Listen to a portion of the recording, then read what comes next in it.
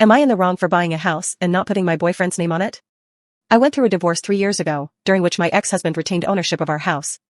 To be fair, he had purchased the house shortly before our marriage, and I hadn't made any financial contributions to it, except for the sweat equity I invested.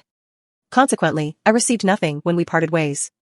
Upon moving out, I made a personal vow that my next home purchase would be solely my own, ensuring that no one could take it from me again. Fast forward 3 years, I've worked 2 full-time jobs and saved diligently to make that promise a reality.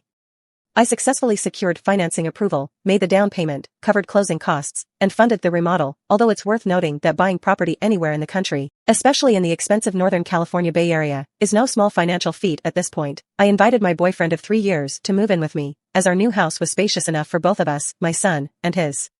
Prior to this, we had each maintained separate rental arrangements.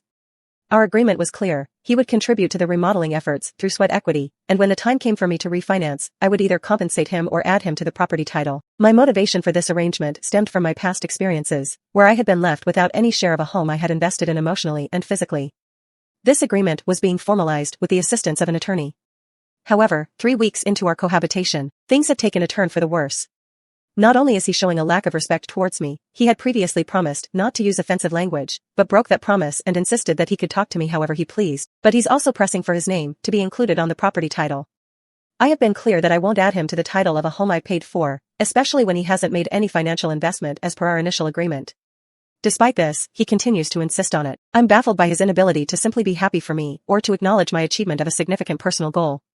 Instead, he repeatedly claims that I have too much control in the situation, that he lacks financial protection, even though he has yet to invest anything. He initially helped with some demolition and minor tasks, which I offered to pay him for, but he has since ceased contributing and declared that he won't work on the house any longer. When I decided to consult a friend who's a contractor for an estimate to complete the work, my boyfriend became upset, accusing me of disrespecting him and infringing on his territory. I'm at a loss as to what to do, because no matter how I handle the situation, he becomes angry.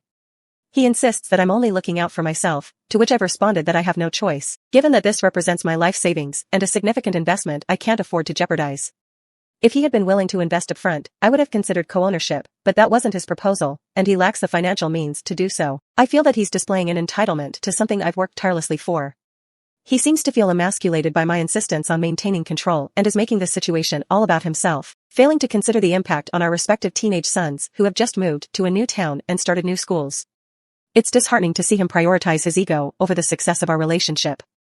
I'm struggling to comprehend why he's fixated on the house and its ownership, particularly since he has been a renter for the past 2 decades. I even proposed that I could hire someone else to complete the remodel, allowing us to live together, but he declined that option. Instead, he has informed me that he intends to move out by the end of the month, choosing to pay rent to a stranger, an amount equivalent to his previous rental payments, rather than cohabitate with me. He believes it's unfair that I receive a tax write-off while he doesn't,